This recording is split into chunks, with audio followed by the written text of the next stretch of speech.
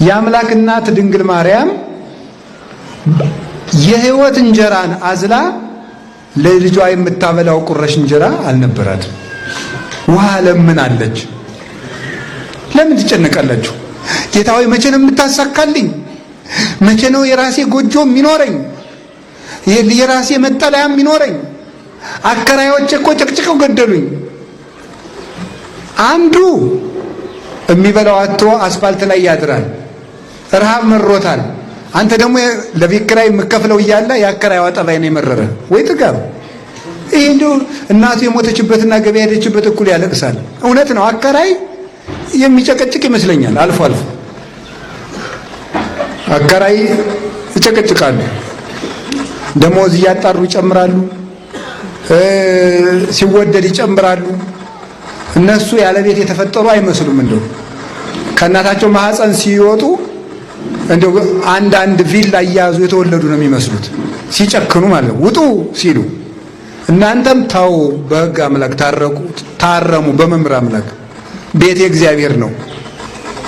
ሰው ድሃ አታሰቃዩ። እውነቴን ነው። ተዛዝነን ዘመኑን እንለፈው። በወንድሙ የሚጨክን ለሱም ጨካኝ ሰው ይጥልበታል። ርኅሩህ ሁኑ። ድሃ አትግፉ። ክርስቶስን ፍለጋ እዚህ እንደተሰበሰባችሁ አውቃለሁ። ክርስቶስ ማለት መቅደስ ውስጥ ቁጭ ብሎ የሚጠብቅ እንደ ንጉሥ ቁጭ ብሎ የሚጠብቅ አይደለም። አስፋልት ላይ ያለው ድሃ ክርስቶስ ነው።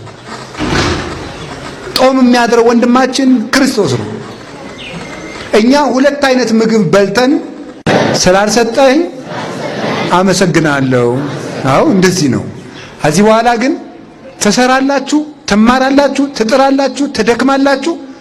ብትከስሩ ባይሳካላችሁ ሰርታችሁ ገንዘቡን ልም ቢል ከዚህ በኋላ አትጨነቁም ማለት ነው። ተስማምተናል? አዎ እግዚአብሔር ብቻ አለልን። እንስራ እንጂ አንድ ሰውዬ ነበረ፣ ስሩ ነው እንጂ እግዚአብሔር ተጨነቁ አላለም። ድርቅ ሆኖ ገበሬ ነው። ሰውየውንም አውቀዋለሁ። ይገርማቸዋል። ድርቅ ሆኖ ሐምሌ ድረስ ድርቅ ሆኖ ሰውየው ግን ይዘራል። ከዚያ በኋላ ተው አንተ ሰውዬ ባይሆን ዘሩን ልጆቹ ቆርጥመውት ይሙቱ እንደው እባክህ እያወጣህ አትበትን ሲሉት አይ እግዚአብሔር ዝራ ነው እንጂ ዝናብ አዝንብ አላለኝም አለ። አያችሁ ሊቅነቱ። እግዚአብሔር ዝራ ነው ያለ። የኔን ድርሻ ሰርቼ ዝናብ ከቀረ እኔ ምን ጨነቀኝ? ልጆችን ማበላቸውን ነገር ማን ያውቃል ነው? እግዚአብሔር ያውቃል። እኔ ድርሻዬን እወጣል። ዘራ። ሰው ሁሉ ሲንገበገብ አልዘራም ብሎ እኔማ እንደው ያለችኝን እበላለሁ ብሎ ብልጥ ሲሆን እሸቱን ማን አፈሰ? አቶ ገሌ ስሙን አልነግራችሁ።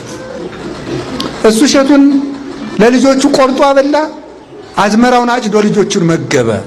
እግዚአብሔር ዝራ እንጂ አዝንም አላለኝም ያለ እውነቱን ነው።